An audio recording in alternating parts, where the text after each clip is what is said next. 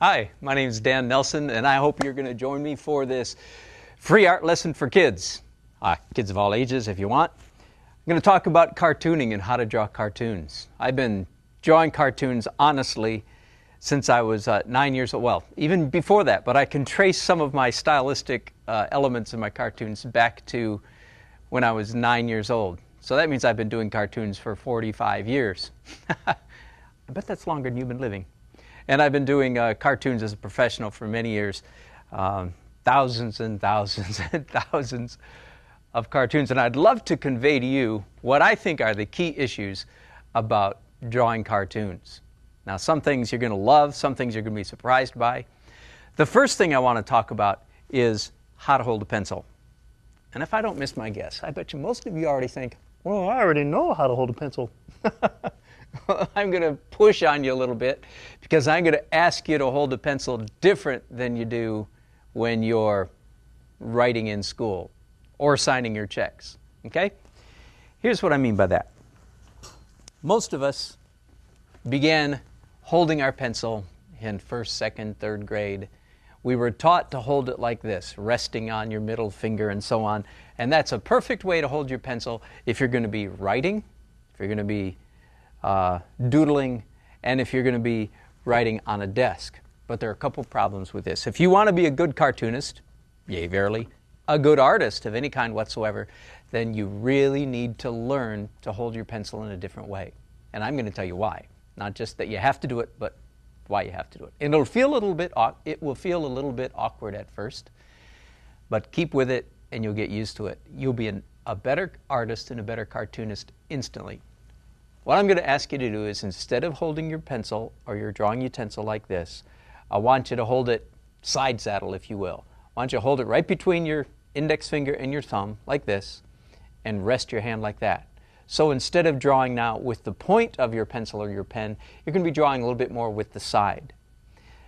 Why do I insist that you hold your pencil this way? I'm so glad you asked that question. I want to explain to you now why you do that. You see, when you hold your pencil in the traditional way, a lot of the work is being done with your fingers. See that little finger movement like that? And that's perfectly okay when you're doing details. But if you want to draw and sketch in a free manner, you need to hold your pencil like this. So now, instead of drawing with your fingers, you're drawing with your whole arm. And here's the key thing. The part of your brain that controls your arm is a better cartoonist than the part of your brain that controls your fingers. Did you get that? Repeat after, no, you don't have to repeat after me, really. But trust me, the part of your brain that controls your whole arm is a better artist than the part of your brain that controls your fingers. So if you'll simply switch over and start holding your pencil side saddle, I called it, then you will immediately become a better artist. Now, let me make sure that I'm clear about one thing. There is a difference between sketching and drawing details. And for drawing details, holding your pencil the old-fashioned, the way you're used to, is perfectly fine. So you got that? Details, big drawing, big sketching, big shapes. Make sense? Now, there's one other thing I need to explain. You see me already doing it with my clipboard. By the way, one of the reasons I'm drawing with these state-of-the-art, top-of-the-line artistic tools is I want you to understand, even though I have all the fancy schmancy, expensive, wonderful art tools in my studio, you don't need to go and buy a whole bunch of stuff before you become an artist. Fair enough? Pencil, clipboard, $1.29, I think.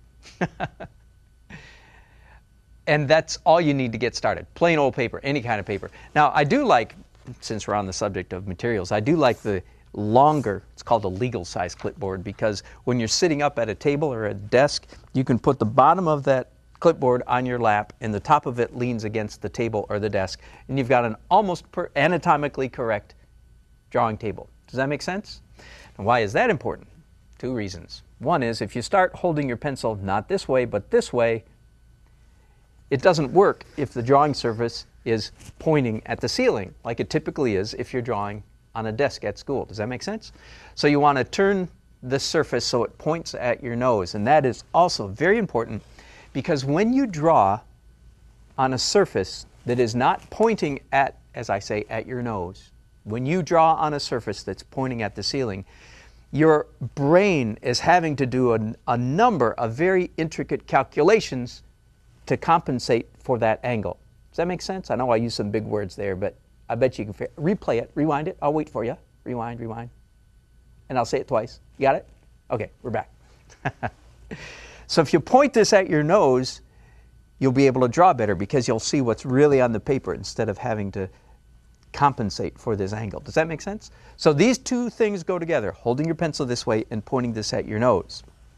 That way, your hand moves in a very natural manner across the paper. Okay, I know you came here to find out how to cartoon, and you're saying, man, he hasn't even done anything. But patience, patience, we'll get there. In fact, we'll get there right now. You ready to do some cartooning? Let's go.